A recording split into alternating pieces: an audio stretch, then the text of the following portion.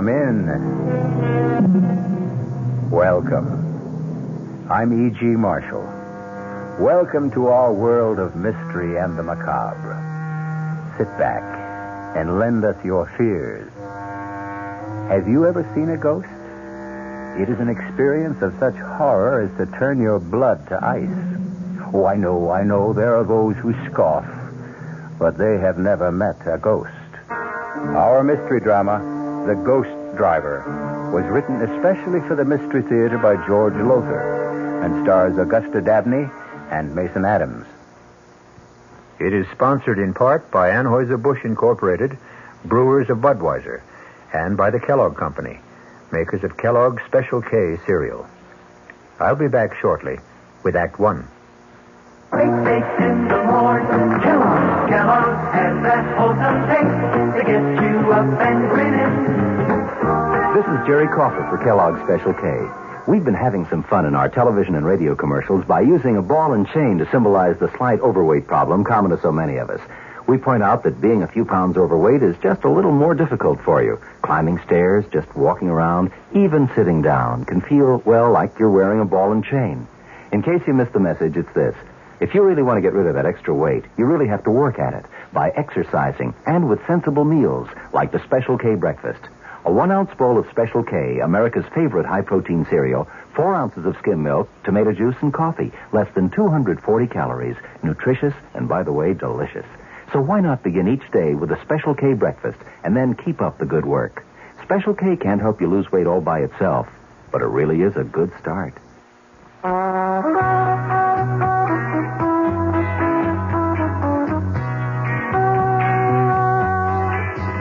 No matter what you're saving for, that's what Suburban Savings for Suburban. Suburban Savings offers you an easy way to borrow without touching a penny in your regular savings passbook account. Just let Suburban loan you the money.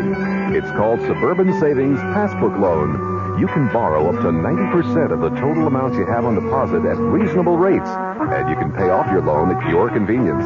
When your loan is repaid, you still have all of your savings intact, plus interest. So if you need money, why not take a loan from Suburban without touching your savings? Suburban Savings Passbook Loan in New Jersey at Bayonne, Edgewater, Elmwood Park, Emerson, Hackettstown, Morris Plains, Nutley, Paramus, and Sparta.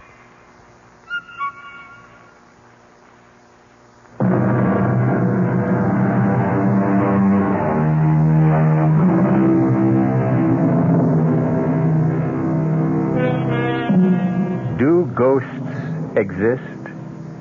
Mel Stout doesn't think so. But his wife, Liz, feels differently. If it had been up to Liz, they'd never have bought Gormley Lodge on top of Manitou Mountain in Colorado. Why? Because according to local legend, the former owners, the Putnams, had been sent crashing to their death by a ghost driver who came at them head on. Now, in the living room of the lodge... Liz, I've had it up to here with that brother of yours. now, I mean, he Mel. promised to help finish painting this living room before the Duncans arrived tonight, and where is he? Mel, I'll tell you where he is. He is out on the slope skiing, enjoying himself as usual. Well, do you just be reasonable now. If we didn't have Rory, where would we get a ski instructor, I'd like to know? We certainly can't afford to hire one, any more than we could afford to have this place painted. Oh, I'm sorry. It's just that I've got so darn much on my mind. Liz, I just hope that I haven't made the mistake of my life and yours. We'll make a go of the lodge. We're off to a pretty good start. The Duncans arrive tonight, and they're booked for a full week. And the Todds and the Morgans arrive next week. Yeah, and after that? Well, darling, our newspaper ads ought to get us more customers. Just ask yourself, darling, what would you rather be doing now? Painting the living room of your own ski lodge with paying guests arriving tonight? Or slaving away at your old accounting job in Aspen? Well, at least that brought a check in every week. Oh, Nell, you've wanted to be your own boss for years. And so we bought this old mansion on top of Manitou Mountain to start our own ski lodge. The old Gormley Mansion. And we're going to keep at it until we make a success of it.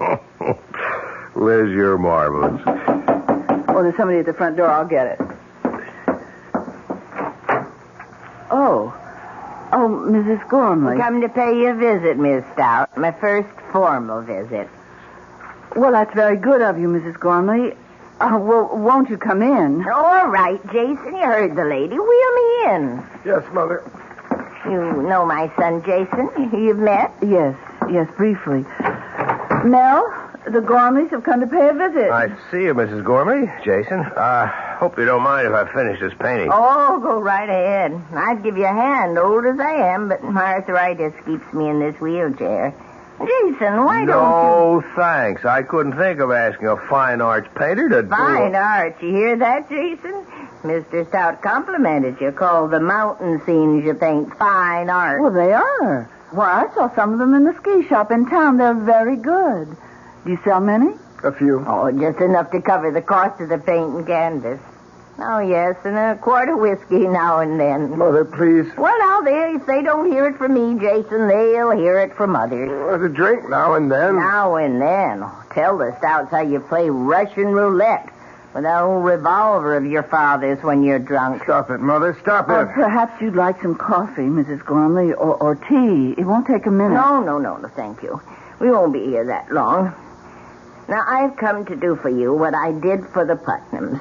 Them that bought my house out from under me 3 years ago. Out from under you?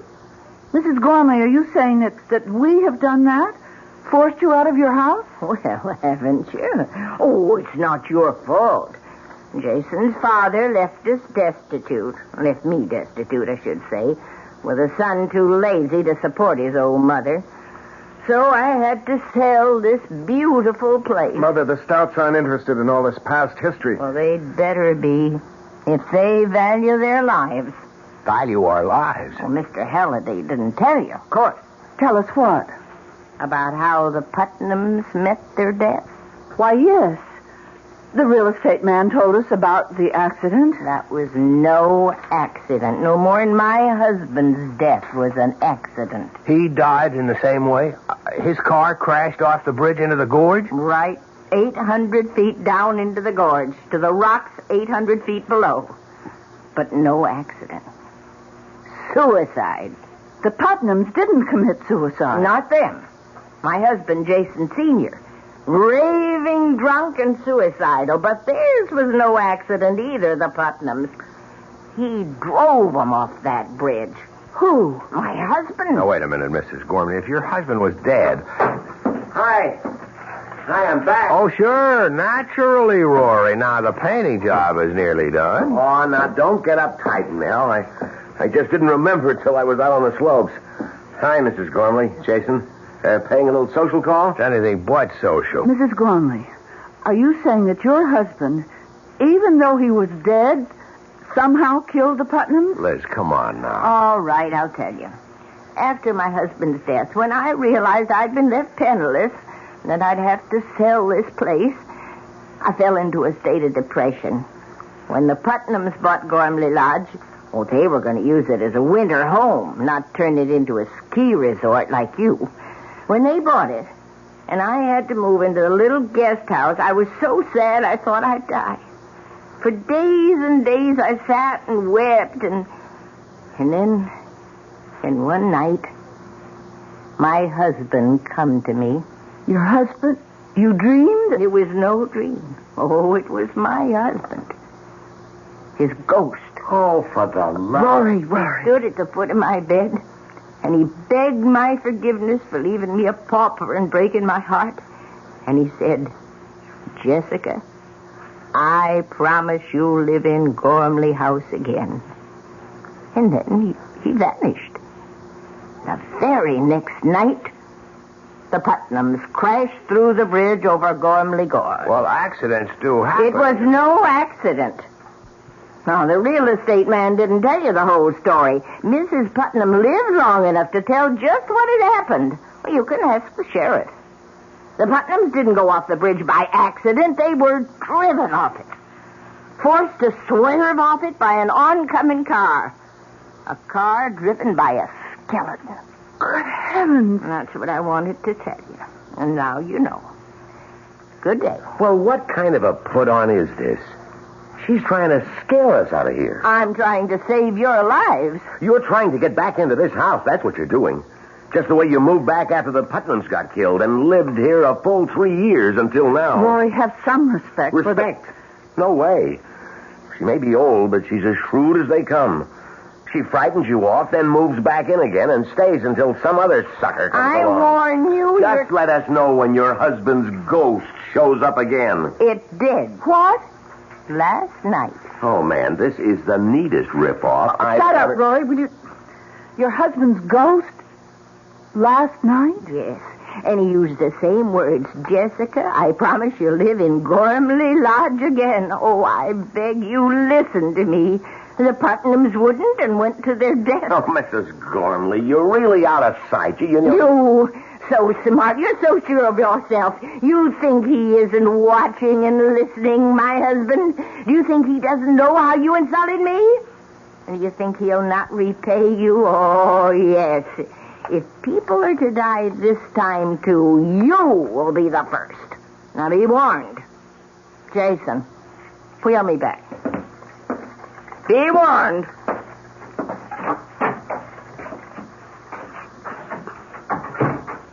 Rory, you shouldn't have talked to Mrs. Gormley like that. You didn't spring for that crazy story, did you? I don't know. I wonder. What, Liz? Mel, call the sheriff. Find out if Mrs. Gormley's telling the truth. Oh, come on, Liz. I look like a fool. Anyhow, I've got to finish this paint job.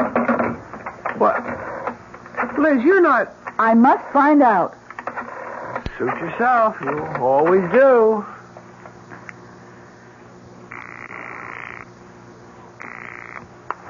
Sheriff Harper speaking.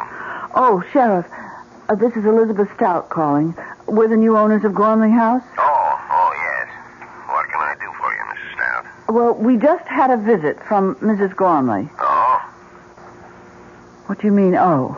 Oh, nothing, Mrs. Stout, only she can be a little hard to take, getting on in years. Yes, well, what I wanted to ask you... Of course, you remember the accident to the Putnams 3 years ago, crashing off the bridge over Gormley Gorge. Yes, I remember. Well, according to Mrs. Gormley, Mrs. Putnam lived long enough to tell you what had caused the accident. Is that so? Yes, it is. And what did she tell you? Well, now, Mrs. Stout, she was near death. Maybe out of her head with pain and shock. What did she tell you, Sheriff? Did she tell you that they had been forced to swerve off the bridge because of another car that came straight at them? A car with a skeleton driving it? Well, as I said, she was out of her Did head. she? Yes, that's the story she told me. Thank you. Goodbye. So? Mrs. Gormley told the truth. Oh, the Putnam woman was dying. Anybody in that condition is liable to say anything. I suppose. Now, look, just get off it, Liz. We put our life savings, every cent we've got in this place, and I'm not leaving, ghost or no ghost. Well, speaking of leaving, I'd better get on down into Manitou and pick up the Duncans at the airport. Well, it's a bit early, isn't it? Or have you got some cute chick in town that you'd like to spend an hour or so with? Mel, you put me away. Don't give me any ideas, Rory. Well, it's a bit early, isn't it? Or have you got some cute chick in town that you'd like to spend an hour or so with? Mel, you put me away. Don't give me any ideas, Rory.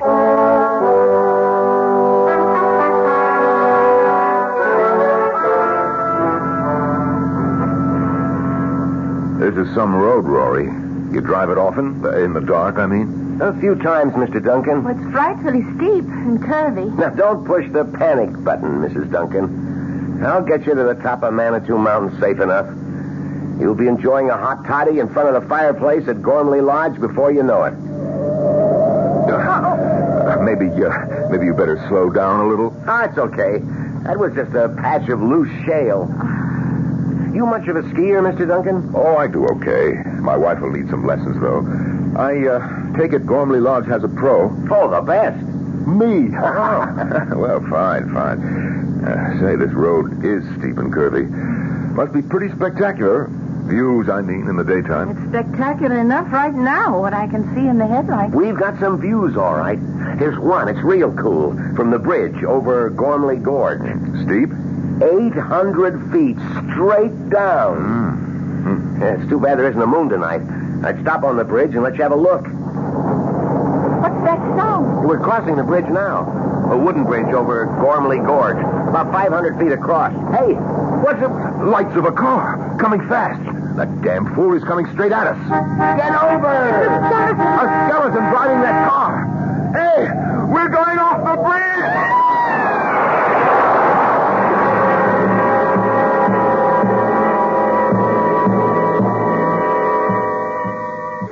I'll be back shortly with Act 2.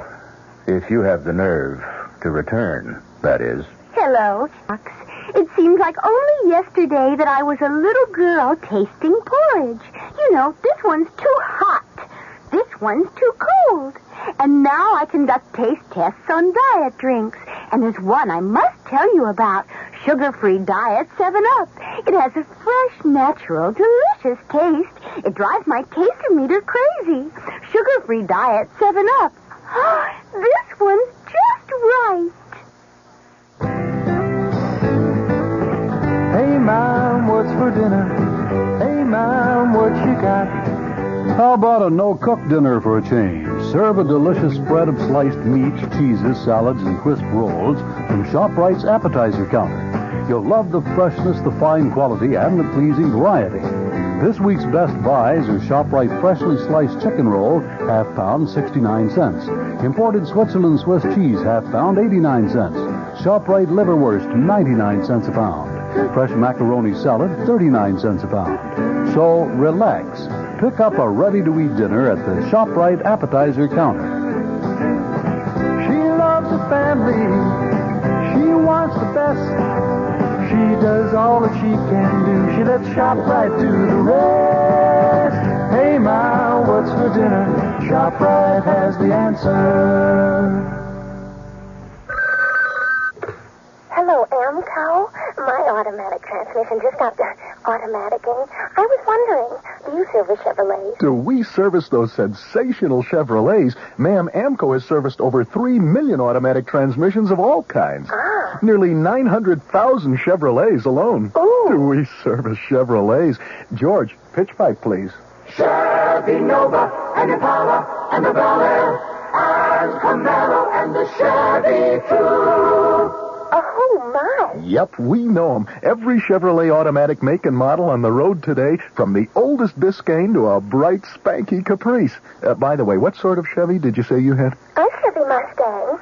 Well, no matter. Nobody knows your automatic transmission better than Amco. AA MCO.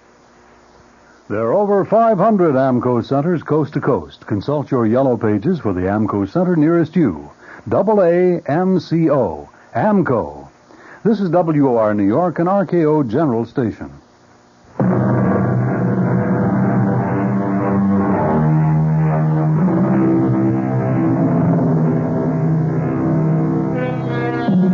Terror, unless you have experienced it, is only a word.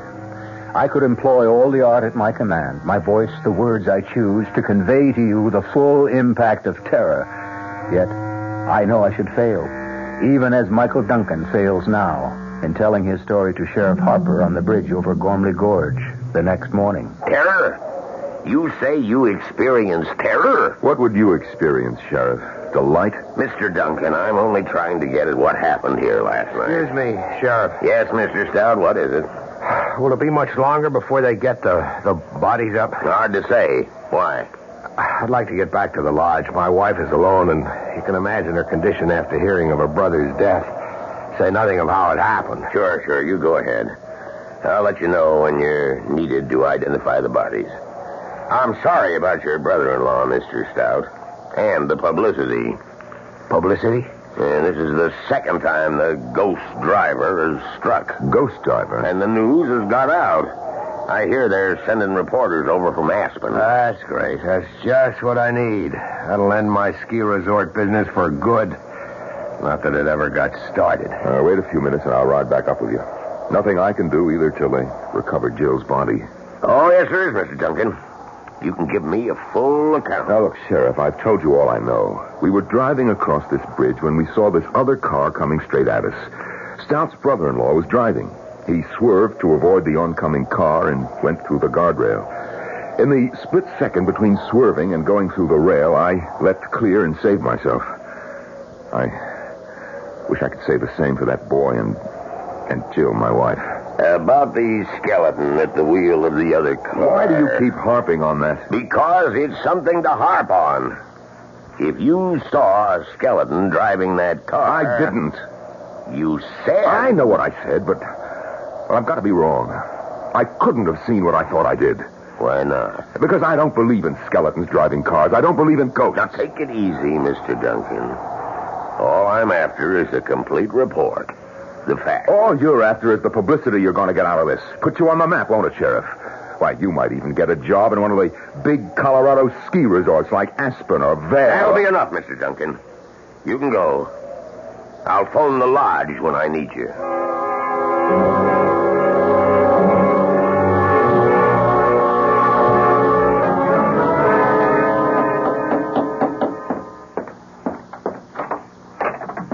Mrs. Gormley. Well, invite me in, Miss Stout.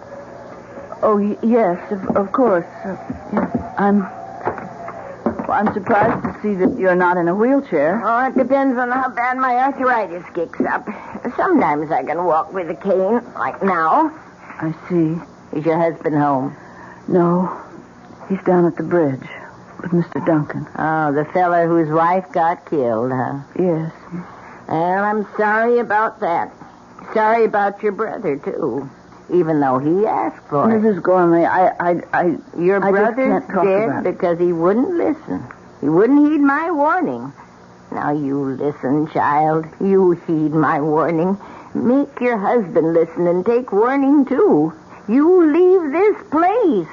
Leave it today. Don't think I wouldn't. We wouldn't if we could. But we can't. Oh, our savings are tied up in Gormley Lodge. Listen to me, listen. Now, my dead husband came to me again last night. And he promised me again I'd return to this house. You love this old house, don't you? Well, it was my life. You're a woman. You understand how that is. Yes. I came here a bride 40 years ago. Jason, Senior, that is. He was just starting his career as a painter. Jason, my son, was born here. There was another child, a little girl. She died here. No, this house isn't made of wood and stone. I'm sorry. I'm so sorry.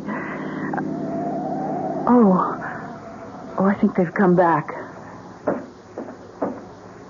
Yes, my husband and Mr. Duncan are back. Well, I'll go then. Oh, well, Mrs. Gormley, I'm going to put some coffee on.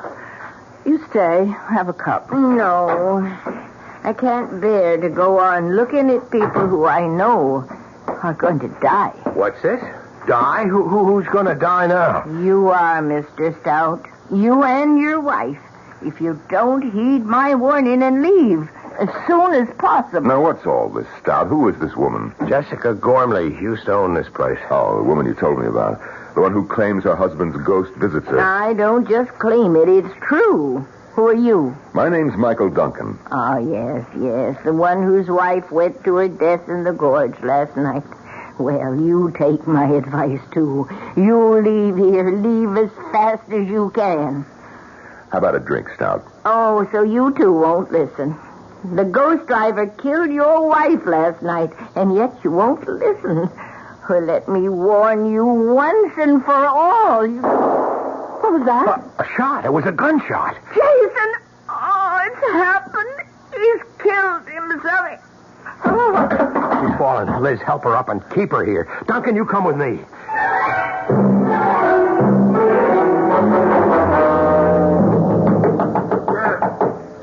Coming. Yeah, Mr. Stout, what do you want? Oh, you're okay, Jason. We heard a gunshot. What of it? Well, we've heard of you and your little games like Russian roulette, and we thought that you... I'd shot myself? No such luck. Come in if you want to. Oh, The gunshot we heard. I fired it. Deliberately. You fired that shot deliberately? You ask a lot of questions for someone I haven't even met. This Mike Duncan, he and his wife are to be my first guests. It was his wife who got killed last night. Oh. I'm sorry. How did you escape? Flung myself from the car just before it went through the guardrail. Well, you better keep an eye out for the old man's ghost. He'll be after you. Mr. Gormley, I don't believe in ghosts. Now, why did you fire that revolver? What business is it? All right. I'll tell you.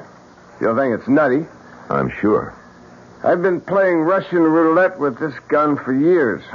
Ever since my father died. And I always win. Or lose, depending on how you look at it. And how do you look at it, Jason? I give it to you straight, Mr. Stout. I want to lose. For years now, I've picked up the gun like this. Oh, no, not every day. Maybe once a week. Once every other week. Whenever the mood comes on me. And I put it to my temple. Like this. Wait a minute. Don't worry. Gun's empty. I haven't put in a fresh bullet yet. You see, the reason I deliberately fired that bullet I had in this gun was to find out if the thing was a dud. It wasn't. Too bad. May I shake your hand, Mr. Duncan? You're the first man I've ever met who says what he thinks. You want to kill yourself? Go ahead. I like you. You do speak your mind. And now, gentlemen, if you'll excuse me, I've got to get back to this painting of mine. By the way, what do you think of it? Pretty lurid, isn't it? That's just the right word for it, Mr. Stout. See? There's the car swerving and crashing through the bridge. The oncoming ghost car with the skeleton at the wheel. All in flaming color. I knock out one an hour. I slap a frame on it and I sell it in Manitou for $20. So excuse me, will you? Business is going to pick up, thanks to last night. And I want to be ready to supply the demand.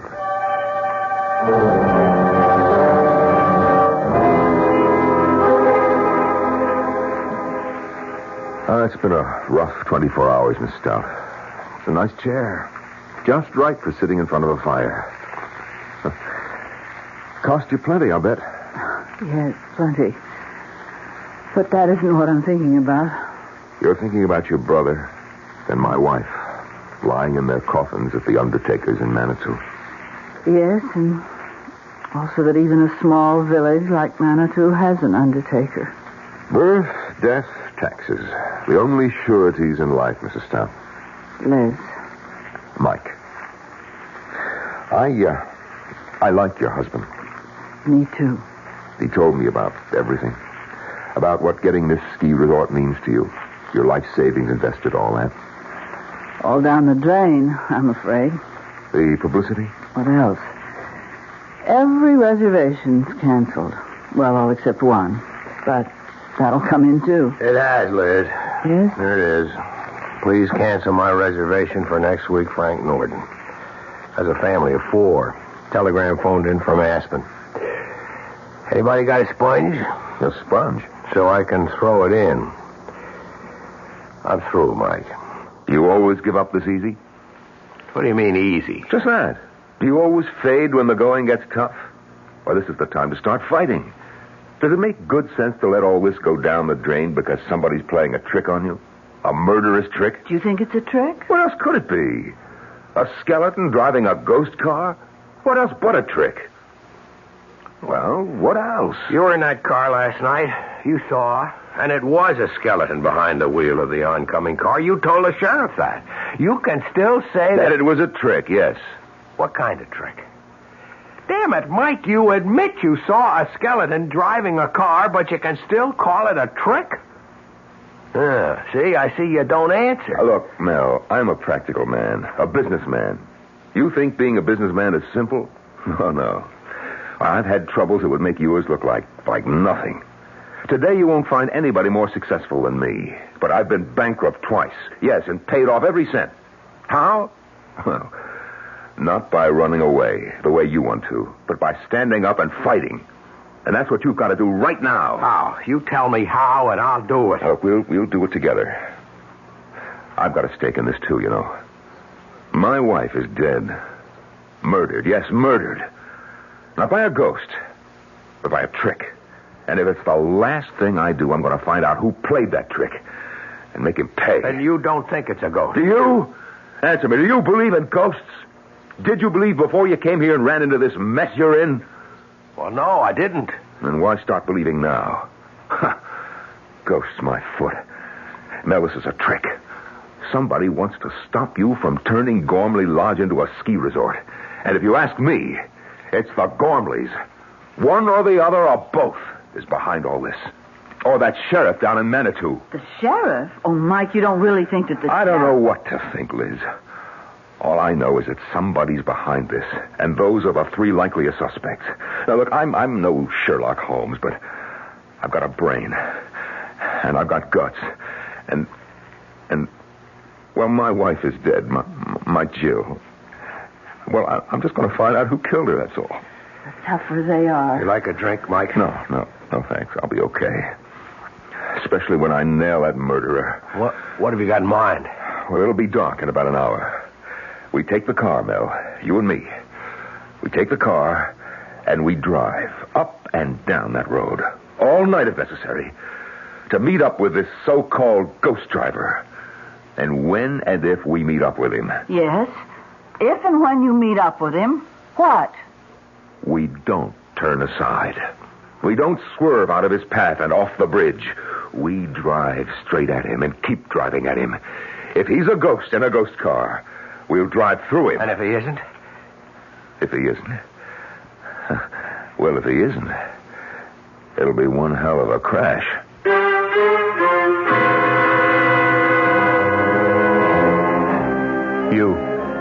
You out there listening, what would you do? If you were Mel Stout, would you accept Mike Duncan's challenge? I'll be back shortly with Act 3. Ever see a beer drinker pour his beer real easy down the side of the glass? Maybe you do it yourself. If so, the Budweiser brewmaster thinks you're missing something, especially if you're a Budweiser drinker. You see, Bud is brewed, so it will kick up a healthy head of foam. Exclusive beechwood aging and natural carbonation make it a lively brew. Well, anyway, pouring Bud plunk down the middle of the glass helps bring out the best in that clean white Budweiser foam and real beer aroma. It also helps you get the full benefit of a taste, smoothness, and drinkability you'll find in no other beer at any price. Remember, brewing beer right does make a difference. Next time, pour that Budweiser right down the middle and see for yourself. Anheuser-Busch, St. Louis.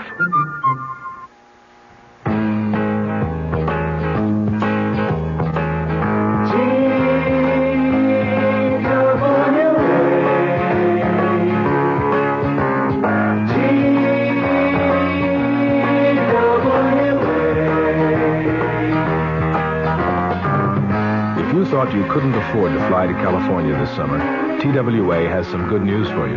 You can. Thanks to TWA's demand schedule service, you can fly to California for only $125. Just make your reservations 90 days before you want to go and put down a $20 deposit for each way. For all the details, call your travel agent. TWA's demand schedule service. Now you can afford to fly to California.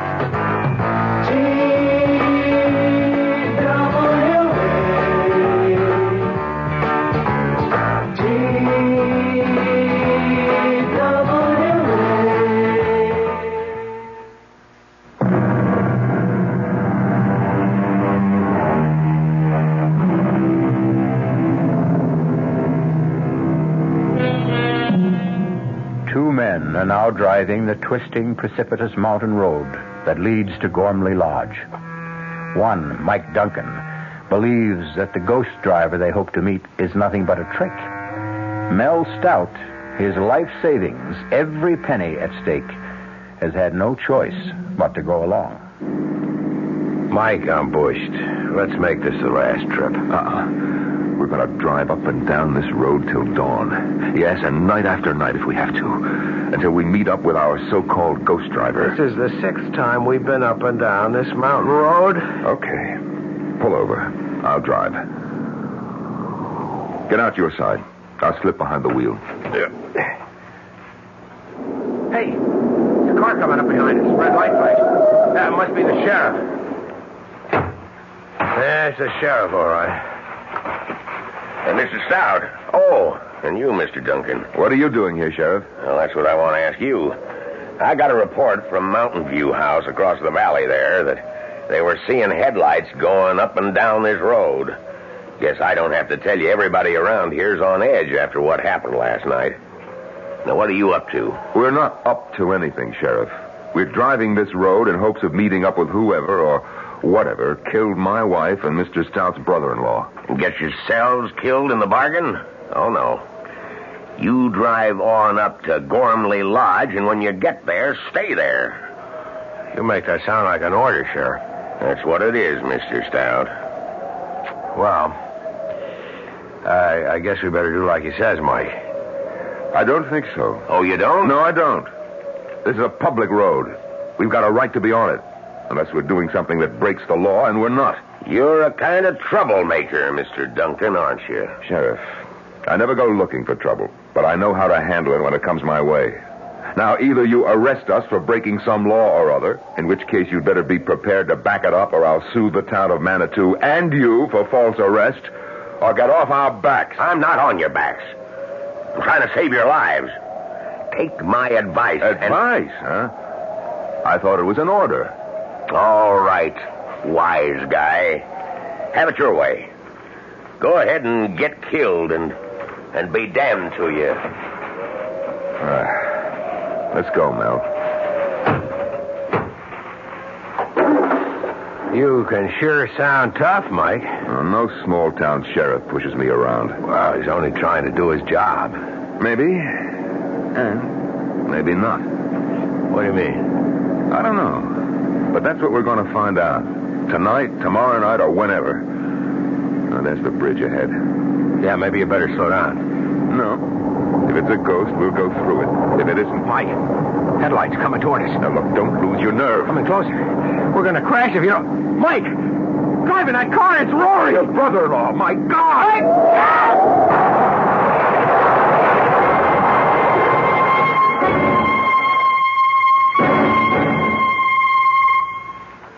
Mel, Mike, I can't believe it. Can't believe it myself, Liz.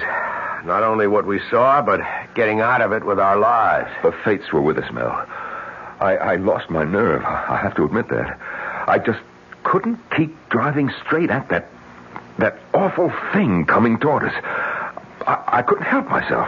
I swerved at the last second. Well, thank God we hit that stanchion instead of going off the bridge. But Rory driving the other car, it's impossible. Rory's dead. We're burying him tomorrow. Rory's dead, that's for sure. But it was Rory driving that car, that's for sure, too. Then ghosts do exist? Mel? Yes, huh? After the funeral tomorrow, let's get out of here.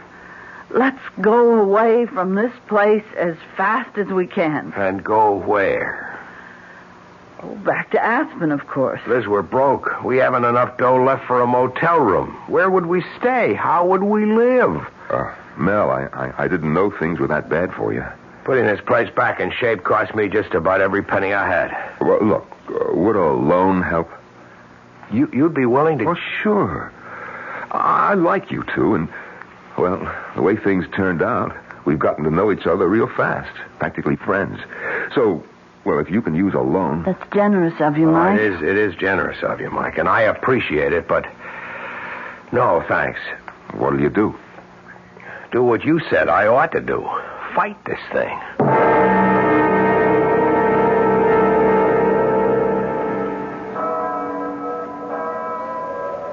Liz, Mike, if you ever come east, be sure to look me up. We will, Mike. Yes, of course. You won't change your mind about the loan? Can't. Would only be putting off what's bound to happen. Unless Unless what? Unless I can find the answer to what goes on here. There's something bothering me, something I feel that I saw somewhere but didn't pay much attention to at the time. Well, what about it, this something? It's just something that's bothering me is all. Something that just could give me the answer to all of this. Well, good luck. You deserve it. Oh, there's the taxi that's going to take me to the airport. Goodbye, Liz. Goodbye, Mike. Bye-bye, Mike, Bye. and thanks. Well, we'd better get on back, Liz.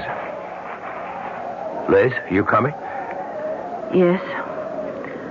Mel, you better know it now. No matter what you intend to do, I won't be staying.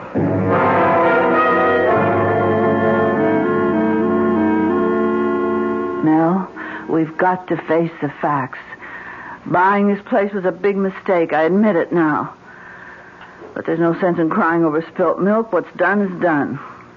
So, darling, let's just turn our backs on it, walk away from it, and start again. Start what again? The treadmill of office work?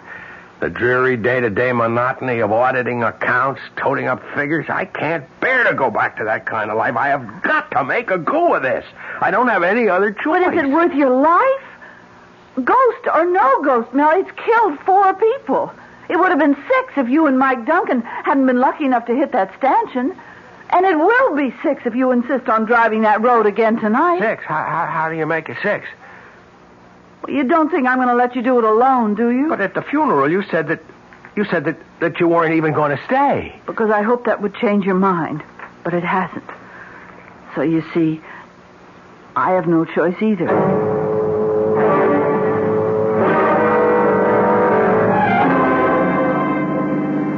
It's just like last night with Mike. From the top of the mountain down to Manitou, then back up again and again, and no sign of him. But he did show, finally. And Mike lost his nerve, swerved aside at the last second. Let's hope I don't lose mine. Will it matter?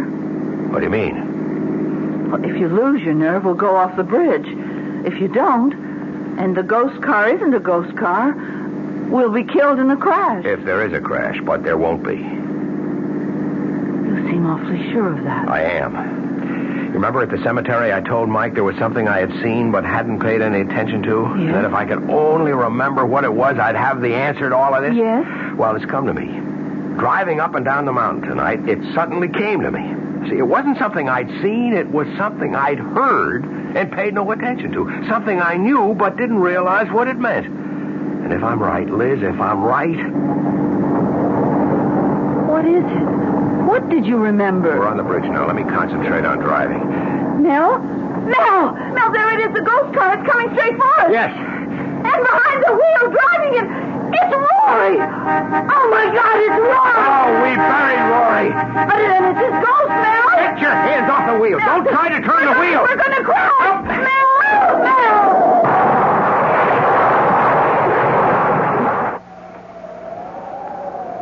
Mel. This time he swerved and he went off the bridge, just as I knew he would.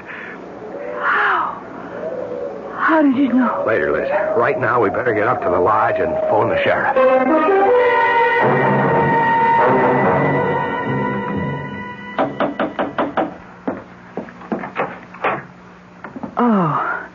Oh, come in, Mrs. Gormley. Mel?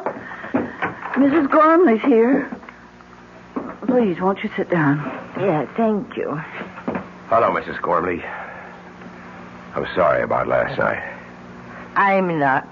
Mrs. Gormley, Jason was your son. Oh, he was the torment of my life. Every day I lived. Of course, I'm sorry he's dead, but I can only be glad it's over for me. Did you know that your son was the ghost driver? I suspected, but I was never sure. You see, it was Jason who wanted to go on living here in this house far more than I did. Oh, you can understand. He was born here. He grew up here. Started his painting career here in a fine, big studio upstairs. Tragic. Just tragic. Even more tragic if it hadn't been for you. How did you come to know? What made you realize that my son was the ghost driver? A gunshot. A gunshot? The shot he fired to see whether the bullet he used for playing Russian roulette was live or not. Well, I don't follow you. You see, something kept bugging me, Mrs. Gormley, but I couldn't nail it down because I kept thinking it was something that I'd seen. But then suddenly I realized it wasn't something I'd seen, but something I'd heard. That gunshot. I still don't know. It got me to thinking about Jason playing Russian roulette, playing with life and death. And that got me to thinking a step further. Sure, Russian roulette. Only a fool or a would-be suicide would play it. But the fact remains that the odds are in his favor. Every time Jason spun the barrel of that gun and pulled the trigger, the chances were 5-1 against firing the bullet. Oh, but what was the connection between that and the ghost driver? Driving a car straight at another car is just another form of Russian roulette. Ah, yes, I see. Well, Sheriff Harper came to see me, and he said Jason was wearing a mask, a papier-mâché mask of your brother's face. Yes, and it wasn't a very good likeness of my brother, but it didn't have to be. It looked enough like him to fool you when you saw it under those awful conditions. The night and the headlights and the car coming straight at you. Fear did the rest. There must be another mask, the skeleton face. Oh, there is. We searched the studio and we found it, Sheriff Harper and me. Yeah, well, it's all over. Jason's at peace at last. God knows I soon shall be. Well, good day. Funny, though. What, Mrs. Gormley? Well, we've searched and we've searched, but we couldn't find a mask of my husband's face. What made you think there was one? Well, you see, when I heard about the masks, I thought it must have been Jason who came and stood at the foot of my bed. Not my husband's ghost. But if it wasn't Jason, who was it? What was it?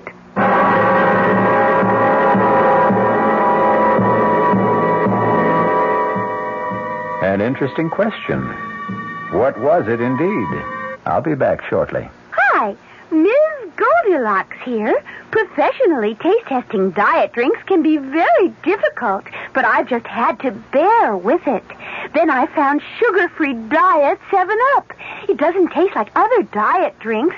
It's fresh, light, natural, delicious. Sugar-free Diet 7-Up tastes so good that I've taste-tested it hundreds of times, and each time I've given it my seal of approval. Yes, this one's just right. Introducing the greatest taste to come out of your toaster since Samuel Bath Thomas baked his original English muffins in 1880. Thomas's new onion English muffins. Little bits of real onion blended into Thomas's original English muffin recipe create a tangy taste that makes everything fantastic, like burgers and cream cheese and cold cuts. Even butter tastes better. Thomas's new onion English muffins. The greatest new taste since 1880. Thomas's promises. Hey, Pat, how tall do you think she is? 300 feet if she's an inch, Luigi, and a fine lady she is. The year 1886. While most New Yorkers were enjoying their first look at the Statue of Liberty, a few were enjoying their first taste of Thomas's bread and discovering it was every bit as delicious as Thomas's English muffins. Today, there's still never been a lady to equal the lady, or a bread to equal Thomas's protein, whole wheat, and white bread. Thomas's promises. Here's news from Queen Elizabeth II. Now you can sail to Europe on Queen Elizabeth II and fly home free. I'll repeat that. Sail to Europe on Queen Elizabeth II and fly back to New York free. She reaches Europe in 5 luxurious days. You have ample time for touring because you fly back. Meals and entertainment on board are included. A whole new crowd of people are discovering Queen Elizabeth II because she's affordable. And she's fun. She has 9 bars, 4 swimming pools, 3 nightclubs, a discotheque, a gymnasium, a sauna, a casino, and 3 of the finest restaurants in the world. Sail first class grades A to H and fly home free. Sail tourist grades L to Q and S to U and fly home half fare. Flights are British Airways economy. You can stay in Europe up to 16 days. Call your travel agent or Cunard at 212-983-2510. Sail to Europe on Queen Elizabeth II and fly home free. Great ships of British registry since 1840. Our cast included Augusta Dabney, Mason Adams, Mary Jane Higby, Norman Rose, Nick Pryor, and Leon Janney. The entire production was under the direction of Hyman Brown. Radio Mystery Theater was sponsored in part by new sugar-free Diet 7-Up. This is E.G. Marshall inviting you to return to our Mystery Theater for another adventure in the macabre. Until next time, pleasant dreams. The preceding Mystery Theater program is furnished by the CBS Radio Network. This is WOR New York. I'm Fulton Lewis in the Mutual Broadcasting System studios in Washington, D.C. Now, my commentary. The chairman of the House Judiciary Committee said today he expects his panel to go along with President Nixon's request of today, a request for an additional 5 days to reply to a subpoena for 42 Watergate tapes. New Jersey Democrat Representative Peter Rodino said that he and the ranking Republican member of the committee had agreed to the postponement, and in Rodino's words, I am quite confident the members of the committee will go along with it too. He told a news conference the matter will be taken up formally by his committee on Thursday. That's the day the response to the committee's subpoena was due. The delay requested by the White House today would put off the response until next Tuesday. At the White House, Deputy Press Secretary Gerald Warren attributed the White House request to the pressure of business at the White House and the demands on the president's time. Chairman Rodino said that the delay was requested by James St. Clair, the president's chief Watergate attorney. It was requested in a telephone call yesterday to John Doerr, the chief counsel of the impeachment inquiry. The chairman said that he and Representative Edward Hutchinson of Michigan, the ranking Republican member of the committee, instructed Doerr to ask St. Clair why at least some of the subpoenaed material could not be furnished on Thursday. St. Clair told Doerr that the president wanted to review all of the material at once before sending it to Capitol Hill. Rodino said St. Clair, though, gave no assurance that all of the subpoenaed material would be given to the committee. Asked about reports of the White House plan to give the panel transcripts rather than tapes, Chairman Rodino replied transcripts would not be satisfactory.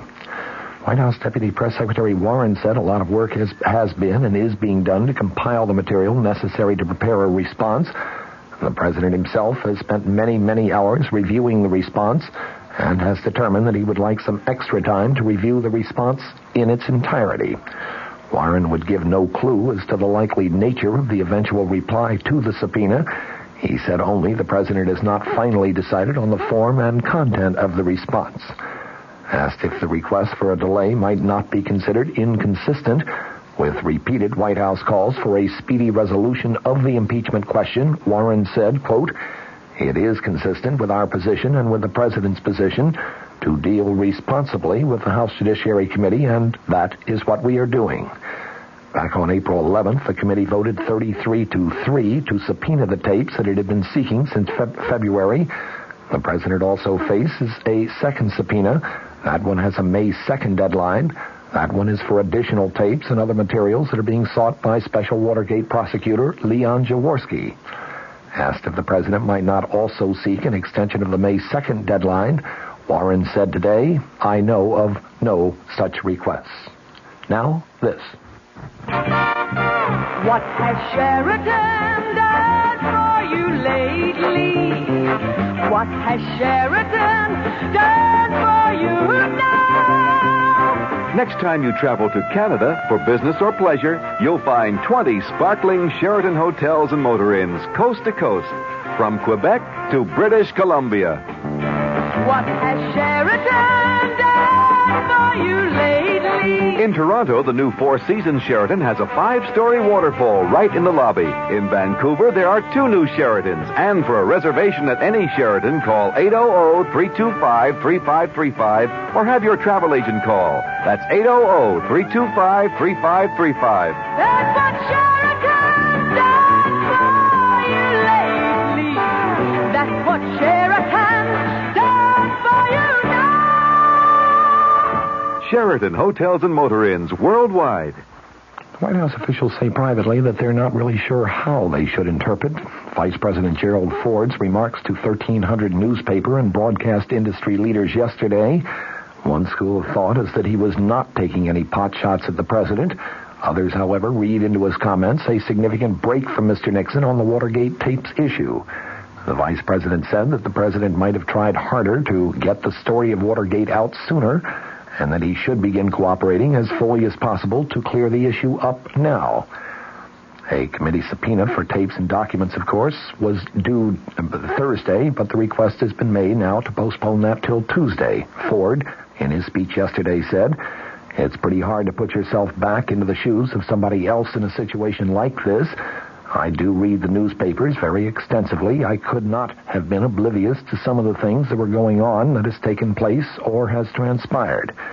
It would be my technique," he said, "if I were in those shoes, which I hope and trust does not take place, but it would be my technique to want to find out as quickly as possible. I assume that the president did. In fact, I have good reason to believe that he did." Unfortunately, the vice president added, unfortunately, some of the people who should have known obviously did not give him the full story. Now, whether there should have been a more vigorous prosecution of all the details, that's a matter of judgment. And in my case, I think I could have tried to nudge some of my employees about as hard as I possibly could.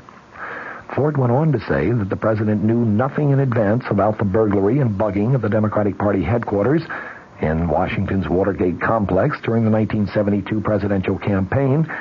The vice president also said that he is confident that the president had not committed any impeachable offense under the Constitution.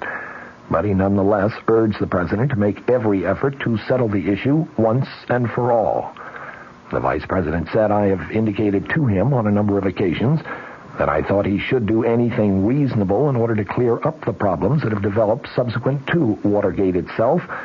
I have consistently said the sooner any and all relevant evidence was made available, the better the Congress could consider and the American people evaluate whether or not the president was involved prior to, at the time of, or subsequent to the Watergate break-in."